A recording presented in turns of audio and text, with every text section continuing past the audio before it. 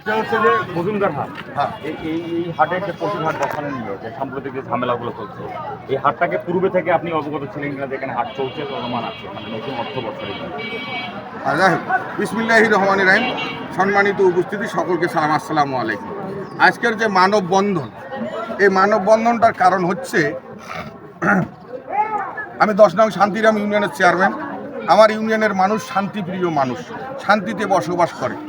ভালো থাকার জন্য যা যা সহযোগিতা করা দরকার, আইন শৃঙ্খলা থেকে শুরু করে সব ধরনের সহযোগিতায় আমি 24 ঘন্টায় সেবা দেওয়ার চেষ্টা করি। তো আজকের মানববন্ধনটা হচ্ছে আমার ইউনিয়নে একটা হাট আছে, শান্তিরাম ইউনিয়নে একটা হাট আছে, মজুমদার হাট। সেই মজুমদার হাটে একটাই হাট, মজুমদার হাট ইজারা নিয়েছে। নামটা আমি সঠিক বলতে পারতেছি না। ইজারা নিয়েছে, যে ইজারা নিয়েছে, সেই ইজারদার ইতিপূর্বে আমাদের হাটে কোনো গরু ছাগলের হাট ছিল না। হঠাৎ করিয়ে ইজারদার গরু ছাগলের হাট বসাইছে। এখন এই গরু ছাগলের হাট বসা সম্পর্কে কোনো বৈধতা আছে কিনা আমি জানি না, কোনো বৈধতা আছে কিনা আমার জানা নাই। উপজেলা প্রশাসনের কাছ থেকে অনুমতি নিছে কিনা সেটাও আমি জানি না, এবং আমাকেও অবগত করে নাই যে তারা গরু ছাগলের হাট বসাইবে।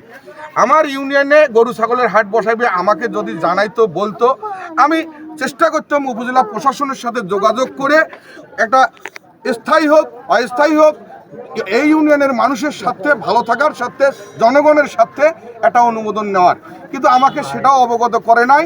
অবৈধভাবে সম্ভবত নিচে কিনা আমি জানি না, উপজেলা প্রশাসনের কাছ থেকে অনুমোদন নিচ্ছে কিনা আমার জানা নাই, তবে সম্ভবত অবৈধভাবে তারা হাট বসাইছে। হাট বসার কারণে এলাকার সুধীজন বিশিষ্ট ব্যক্তিবর্গ হয়তোবা মনে করেছে আইন শৃঙ্খলার বিঘ্ন ঘটতে পারে। 999 প্রশাসনকে ফোন দিয়েছে, পুলিশ এসেছে আইন শৃঙ্খলা রক্ষা করার জন্য এসে অতর্কিতভাবে অনাকাঙ্ক্ষিতভাবে প্রশাসনের ওপর হয়তোবা হামলা করেছে। 7 জন পুলিশ আহত হয়েছে, 7 জন পুলিশ অসুস্থ হয়েছে, হাসপাতালে ভর্তিও আছে নাকি আমি যতটুকু শুনেছি। তো পুলিশ জনগণের বন্ধু, পুলিশ আসে আমাদেরকে রক্ষা করার জন্য, জনগণের জানমাল রক্ষা করার জন্য পুলিশ আসে। সেই পুলিশকে যারাই অন্যায়ভাবে আঘাত করেছে বা ক্ষতিগ্রস্ত করেছে, আমি তাদের প্রশাসনের সুদৃষ্টি আকর্ষণ করছি এবং প্রশাসনের কাছে অনুরোধ রাখছি সুষ্ঠু তদন্ত সাপেক্ষে তাদেরকে আইনের আওতায় নিয়ে। আর আমার ইউনিয়নে মজুমদার হাটের বিষয়ে উপজেলা প্রশাসনের কাছে অনুরোধ থাকবে যাতে পুনরায় অনুমোদন দিয়ে, যদি কোনো নিয়ম থাকে, পরিপত্র থাকে, সে ব্যবস্থা হাট চালু করার বিষয়ে ব্যবস্থা গ্রহণ করার জন্য অনুরোধ রেখে আজকের এই মানববন্ধনে আমার আলোচনা এখানেই শেষ করছি। আমি চাই পুলিশ আমাদের বন্ধু, পুলিশকে সহযোগিতা করব, পুলিশ আমাদেরকে সহযোগিতা করবে।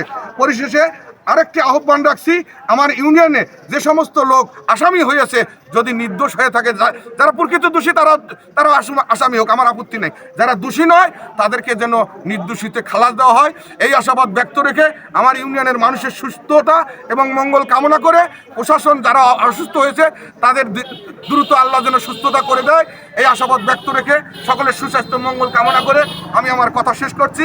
আসসালামু আলাইকুম, জয় বাংলা। আসলে প্রশাসন তারপর কি ফায়ার করে নাকি আগেই ফাঁকা ফায়ারটা? না, আমি যেটা শুনেছি পুলিশ প্রশাসন যখন নিজের জীবন বাঁচাইতে পারতেছে না, জীবন বাঁচার রক্ষার সাথে পুলিশকে যখন ইট পাটকেল বিভিন্নভাবে হানা দিয়েছে, ওখানকার হাট কমিটির বা আরো জানি না কীভাবে হয়েছে, কে বা কাহারা করছে, তো তারপরে ফায়ার করছে আমি শুনছি। জীবন বাঁচার তাগিদে পুলিশ ফায়ার করছে, জীবন বাঁচার আগে তারা কখনো অন্যায়ভাবে কিছু করে নাই আমি শুনছি যতটুকু। বিষয় হচ্ছে যে আরেকটা বিষয়, যেহেতু হাট মূলত এই হাটগুলো সব ইউনিয়ন পরিষদেই দেখে, আর মূলত ইজারা দেয় উপজেলা প্রশাসন। হ্যাঁ, যেহেতু আপনি এই কমিটির পদাধিকার বলে সভাপতি হাটের, হ্যাঁ, তো আসলে আপনাকে অবগত না করে তারা এ পর্যন্ত অনেকগুলো পশুর হাট বসিয়েছিল, এই বিষয়টা আপনি তাদেরকে জানিয়েছেন বা উপজেলা প্রশাসনকে বলেছিলেন বা অবগত? আমাকে জানাই নাই তারা। আপনি জানার পরে উপজেলা প্রশাসনকে জানিয়েছিলেন কিনা যে আসলে?